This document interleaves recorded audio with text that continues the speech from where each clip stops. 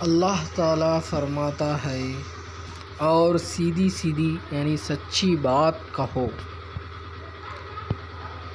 اللہ کے رسول صلی اللہ علیہ وسلم نے فرمایا انسان یعنی انسان کے جسم کا ہر حصہ زمین کھا جاتی ہے سوائے ریڑھ کی ہڈی یعنی ٹیل بون کے، اسی سے وہ پیدا ہوا ہے اور اسی سے وہ دوبارہ پیدا کیا جائے گا۔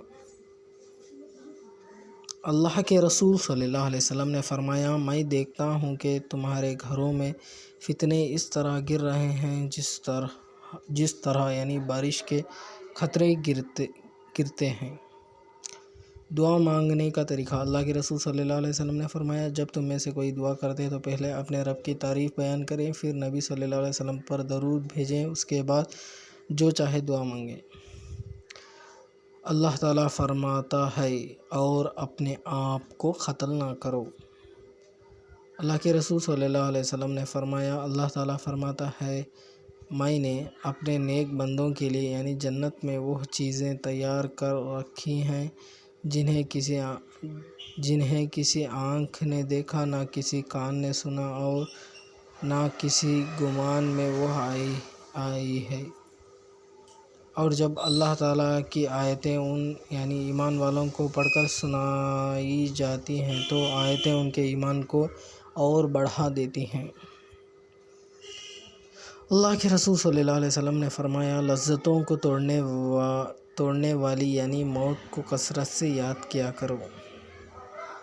اللہ تعالیٰ نے فرمایا بے شک جس نے اللہ کے ساتھ شرک کیا اللہ تعالیٰ نے اس پر جنت حرام کر دی ہے اور اس کا ٹھکانہ جہنم ہی ہے۔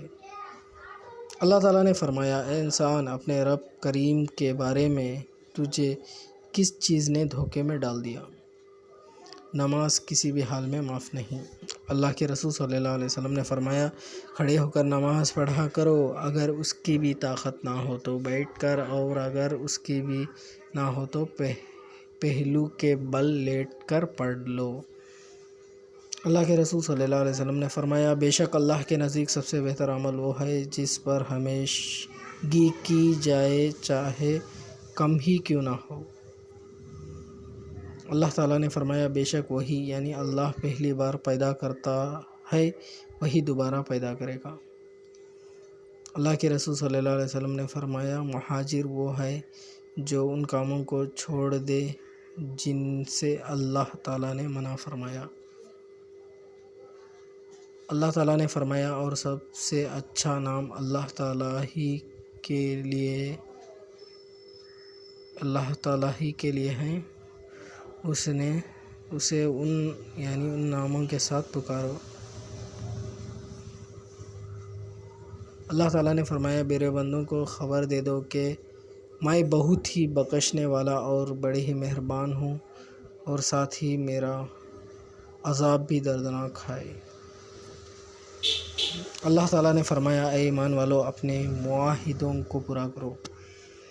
اللہ کے رسول صلی اللہ علیہ وسلم نے فرمایا قسم کھانے سے سامان تو جلد بک جاتا ہے لیکن وہ قسم برکت کو مٹا دینے والی ہوتی ہے۔ اللہ تعالیٰ نے فرمایا اور جب قرآن پڑھا جائے کرے تو اس کی طرف کان لگا دیا کرو اور خاموش رہا کرو، امید ہے کہ تم پر رحمت ہو۔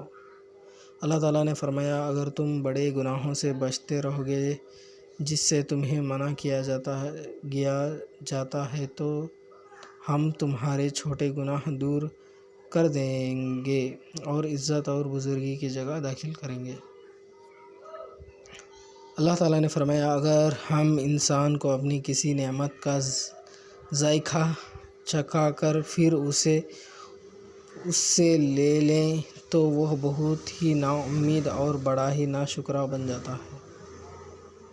اللہ کے رسول صلی اللہ علیہ وسلم نے فرمایا اللہ تعالیٰ اس شخص پر رحم کرے جو بیچتے وقت اور خریدتے وقت اور تقاضا کرتے وقت نرمی سے کام لیتا ہے۔ اہل علم کی فضیلت۔ اللہ تعالیٰ نے فرمایا اور یہ مثالیں ہم لوگوں کے لیے بیان کرتے ہیں اور انہیں صرف علم والے ہی سمجھتے ہیں۔ اللہ کے رسول صلی اللہ علیہ وسلم نے فرمایا